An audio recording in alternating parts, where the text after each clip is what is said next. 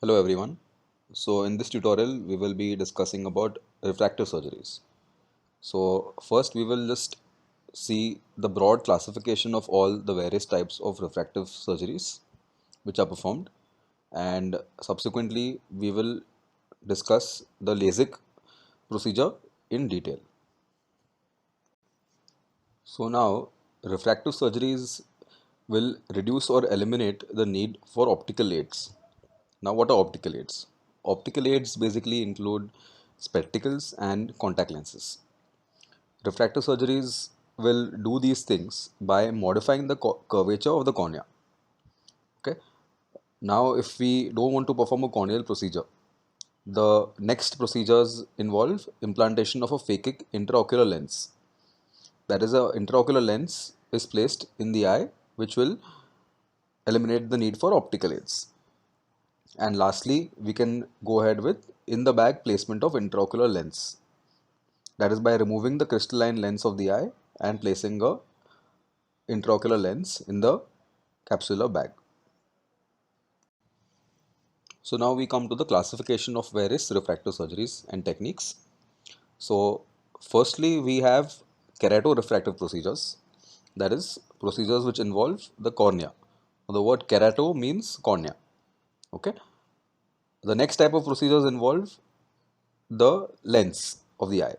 And the third type of procedures are combined procedures, which is in which the cornea is involved as well as the lens is involved.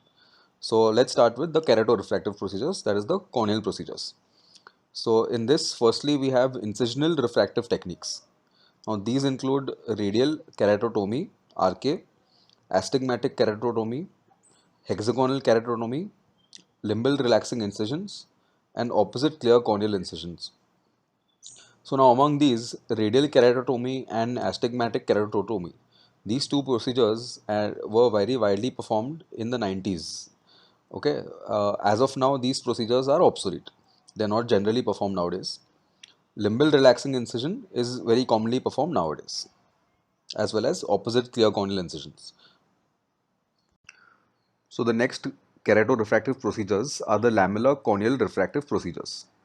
So these lamellar corneal procedures include firstly freeze keratomyolysis of Barreker, then epikeratophakia or epikeratoplasty, non-freeze keratomyolysis, keratomyolysis in situ, automated lamellar keratoplasty, small incision lenticule extraction, relax smile technique, and corneoplastic. So among these, the most commonly performed techniques are automated lamellar keratoplasty and small incision lenticule extraction. So automated lamellar keratoplasty, I'll just tell you in brief about this procedure. So this involves removing a part of the corneal stroma and replacing it with a donor corneal tissue. So this will change the refractive index of the cornea. And lastly, we have small incision lenticule extraction, which is also very commonly performed nowadays. So this procedure involves removal of a lenticule sized tissue from the corneal stroma. And once this tissue is removed, the refractive power of the cornea is changed so that the need for optical aids is eliminated. The rest of the procedures mentioned above are not so commonly performed. Next, we come to the laser ablation corneal procedures. Now, the laser ablation procedures are of two types. So, firstly, we have surface ablation procedures, and secondly, we have intrastromal ablation procedures. So, surface ablation procedures. So, the word surface means the external part of the cornea. So, the external part of the surface mainly involves the epithelium of the cornea. So basically in these surface ablation procedures, the laser energy is applied to the mainly to the epithelium and the superficial part of the stroma, that is up to the Bowman's layer. Now, and the second part is the intrastromal ablation procedures. So intrastromal ablation involves delivering laser energy or excimer laser energy to the deeper stromal layers of the cornea. Okay, so let's start with the surface ablation procedures. Firstly, we have photorefractive keratotomy or PRK. Next is laser subepithelial keratomyolysis, LASIK. And third procedure is epithelial laser in situ keratomyolysis. or e-LASIK. So all these three procedures, what is done is basically the epithelium of the cornea is debrided using alcohol and a blade. And once the epithelium of the cornea is abraded, the superficial stromal layers up to the Bowman's membrane are intact. So the laser energy is then delivered to these superficial stromal layers, and the refractive power of the cornea is then changed according to the patient's refractive power. Next is the intrastomal ablation procedures. That is laser in situ keratomyolysis or LASIK and custom laser in situ keratomyolysis, that is C-LASIK. Both these procedures we will discuss in detail subsequently. Next, we come to corneal shrinkage refractive procedures. So these include thermal laser keratoplasty, TLK, and conductive keratoplasty or CK. Next is the corneal implants. So these include intracorneal contact lenses and intrastromal corneal ring segments or INTACs. So among these, the intrastromal corneal ring segments or INTACs is commonly performed. So what this procedure involves is creation of a corneal tunnel at two opposite sides of the cornea. So after this tunnel has been created with a crescent blade, a space is created in the corneal stroma, and within this space in the corneal stroma, a ring segment is inserted at two opposite ends. So this will alter the refractive power of the cornea. The last procedure in the corneal keratorefractive procedures involves corneal tissue molding or orthokeratology. So orthokeratology basically involves wearing a contact lens over the cornea for a long duration of time, generally for 24 hours, even when the patient is sleeping. So because this contact lens is worn for very long, the lens adds some pressure over the cornea and changes the refractive power of the cornea. This can be performed mainly for myopia, and it is generally not performed for hypermetropia. So next we come to the lens-based refractive procedures. We have already discussed the corneal refractive procedures. So lens-based procedures include phakic refractive lenses, PRLs, also known as phakic IOLs, and refractive lens exchange or RLE. So phakic refractive lenses or phakic IOLs involve inserting a lens in the eye, generally at the level of the iris.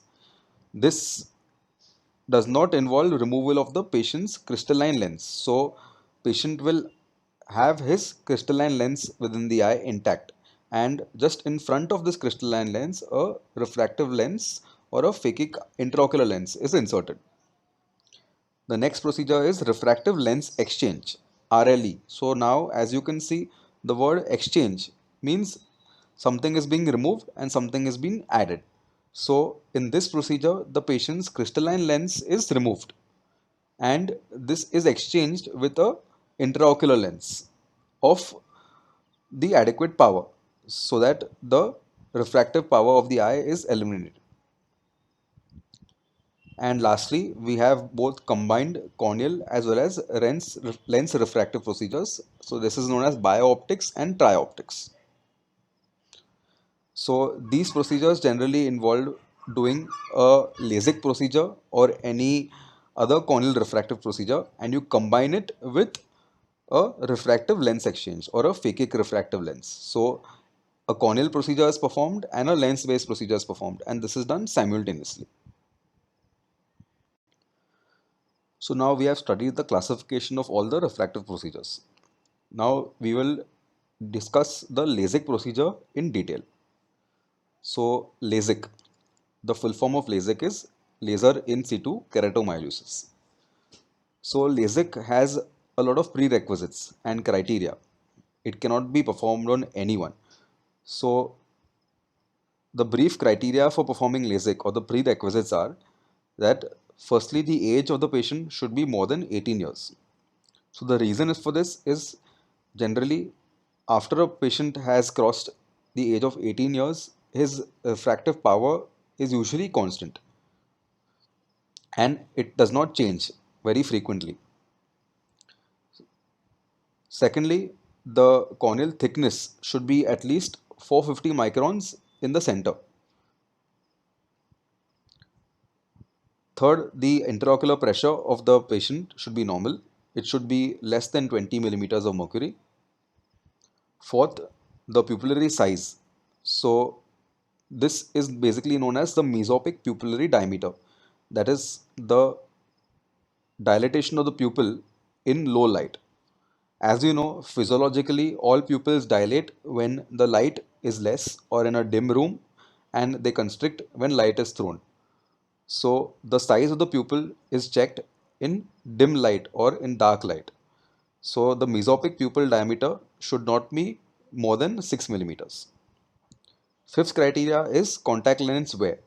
So, contact lens wear should be discontinued at least 2 weeks before the LASIK procedure. So, wearing of contact lenses also alters the refractive power of the eye and can induce a false cylindrical number. So, once the patient has discontinued contact lenses for 2 weeks, then the correct refractive power of the eye is checked and accordingly the LASIK procedure is planned. And the last criteria is that the patient's refractive power should be constant for at least 12 months. There should not be any change in the refractive error within a period of 1 year. Now, before performing a LASIK procedure, there is a very comprehensive workup of the patient which is done in the OPD. So, the various examinations which are performed include firstly, visual acuity testing on Snellen's chart. Secondly, the refraction of the patient, the accurate refractive power of the patient. Third, biomicroscopic examination, that is slit lamp examination is done. So this should be done to basically rule out any corneal pathology. So if the patient has a corneal ulcer or an opacity or conjunctivitis or any infection or meibomitis, the procedure is deferred so that these conditions are initially treated and then you can go ahead with the LASIK procedure. The fourth examination involves indirect ophthalmoscopy.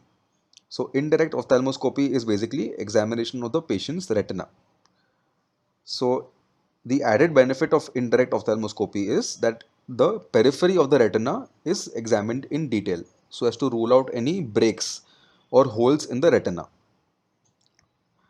If a patient has a break in the retina or a detachment, initially that should be treated and then you should go ahead with the LASIK procedure. Fifth, you have to measure the intraocular pressure or the IOP. So the IOP of the patient should be less than 20 millimeters of mercury. During the LASIK procedure, the IOP of the patient's eye is severely elevated, more than 60 millimeters of mercury. So that's why the initial IOP of the patient should always be very low. And lastly, corneal topography examination and pachymetry. So corneal topography of the eye should be done to rule out any ectatic disorders such as keratoconus. And pachymetry is done to check the central corneal thickness of the cornea. So like I said in the previous slide, the minimum thickness of the cornea should be 450 micrometers. So the corneal thickness is checked with the help of pachymetry. So next we come to the surgical technique.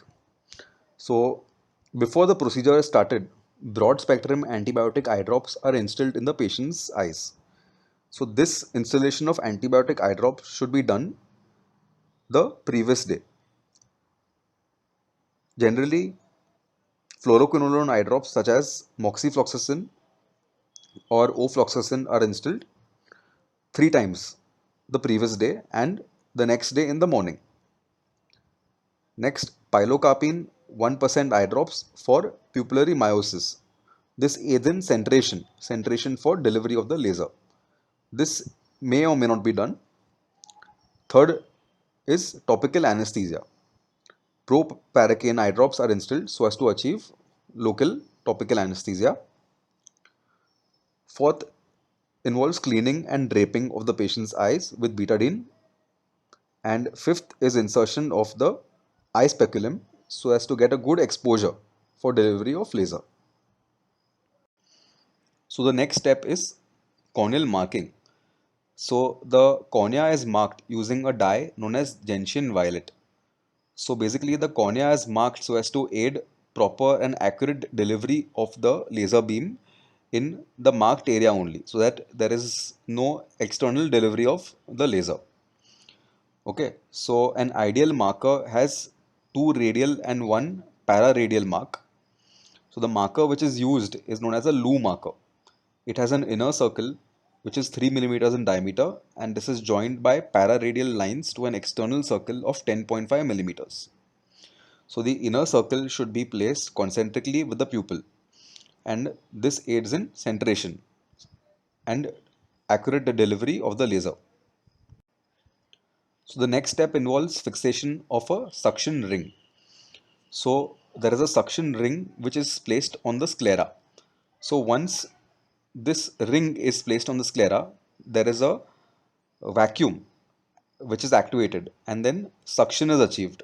And once this suction is activated, the intraocular pressure of the eye is raised to 65 millimeters of mercury. So it is a very high intraocular pressure which is achieved.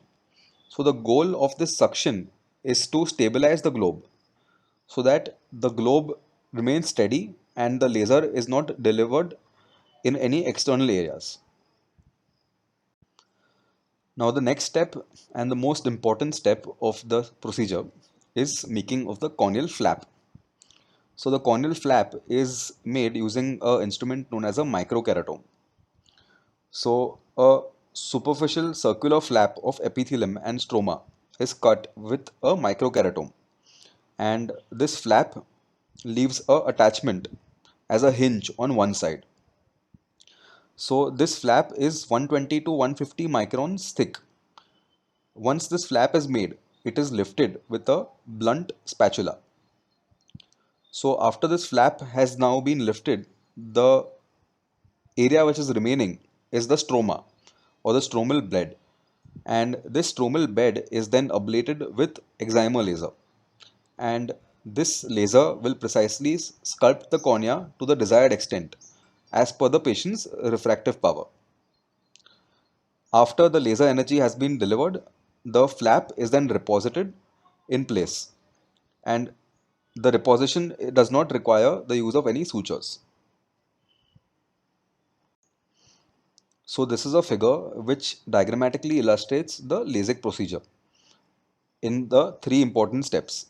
So the first step, as you can see, the most important step is the raising of the corneal flap. Now you can see a flap has been raised to the right side, leaving a hinge where the flap is attached to the cornea. So this flap is made with the help of an instrument known as a microkeratome. The second step, as you can see, involves delivering the laser energy to the stromal bed of the cornea. The laser is shown in yellow over here. And once the laser energy has been delivered and the curvature of the cornea has been altered, the third step involves repositing the corneal flap back in place.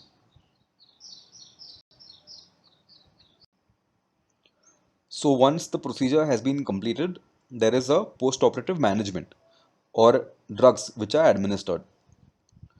So firstly, as soon as the procedure is over, the eyes are patched or dark goggles are given to the patient. Secondly, the patient may have a mild amount of pain.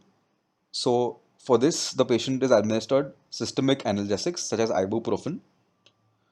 Third, the patient is given antibiotic eye drops so as to prevent any secondary bacterial or viral infection post procedure. So generally, moxifloxacin eye drops are administered. The next drop is topical steroids, which is the most important. So, a mild low dose topical steroid such as fluorometholone is administered 4 times in a day. This will reduce the inflammation and also aid in healing. And lastly, artificial tears eye drops such as carboxymethyl cellulose are given to the patient as Immediately post procedure and for a few months, the patient will have a mild amount of dry eye. So, artificial tear eye drops will provide symptomatic relief for the patient. So, now we come to the complications of LASIK. So, complications are divided into two categories. So, we have intraoperative complications and postoperative complications. So, intraoperative complications include conjunctival chemosis due to improper insertion of the suction ring. Second is you can have a flap of variable or suboptimal thickness and diameter due to old or reused microkeratomes. Third, we can have an incomplete flap. Fourth, we can have a tear or a buttonhole in the flap. Fifth, we can cause an accidental perforation of the cornea. Next, there can be a irregular stromal bed and migration of cells. Next, there can be decentration of ablation. That is, the laser energy is not delivered properly in the center of the stromal bed and it is delivered in the periphery. Next, we have ablation of the hinge. That is, the laser energy is delivered to the hinge of the flap and not adequately delivered to the center of the stromal bed. And lastly, we can have wrinkling on reposition of the flap. That is, after the LASIK procedure is over and the flap has been reposited, the reposited flap has multiple wrinkles on its surface and is not opposed properly with the stroma. Now we come to the post-operative complications of LASIK. So we can have poor adhesion and anchoring of the flap with the stroma. Then we can have microfolds and macrofolds in the flap. Next, we can have infectious keratitis. Then we can have diffuse lamellar keratitis or sands of Sahara syndrome. Then we can have epithelial ingrowths, that is migration of cells or epithelial cells within the flap to the stromal bed. We can also have a lost flap postoperatively due to any trauma or force. The flap gets disinserted from the cornea. We can have undercorrections or overcorrections. That is, the refractive power of the patient's eye is undercorrected due to incorrect laser application or overcorrected. We can also have induced astigmatism. That is, a cylindrical number is induced post procedure. Next, we can have halos and glare. These complications are generally seen more in the night due to an improper workup and a greater pupillary dilatation of the patient's eye. Next, we can have a corneal ectasia. And lastly, we can have dry eyes. So, dry eye is a very common postoperative complication as the LASIK procedure involves severing of the corneal nerves when the LASIK flap is raised. Now, coming to the last part, that is the advantages and disadvantages of the LASIK procedure. So, firstly, discussing the advantages. So, the patient is very comfortable post the LASIK procedure. He has very little pain or very minimal pain post-operatively. Second, the visual recovery of the patient is very quick. So, the patient can see almost immediately in 2 or 3 hours post-procedure. Third, there is very little risk of perforation of the cornea or no risk at all. Fourth, there is no residual haze of the stroma or the cornea. Other refractive procedures such as PRK and LASIK can induce a stromal haze or a corneal haze, that is, the cornea becomes white post-operatively. But LASIK does not cause any haziness in the cornea. And lastly, LASIK is very effective in correcting high myopia of -6 to -12 to 13 diopters. Now, coming to the disadvantages of LASIK. So, firstly, the most common disadvantage and why a lot of people don't go for it is because the procedure is expensive. Second, it requires a greater amount of surgical skill a lot of surgical skill is required in raising the flap with the microkeratome. And thirdly, there is a very high potential risk of flap related complications. So flap related complications, like we have discussed earlier, like buttonholing of the flap or loss of flap. So these complications have a high potential to occur.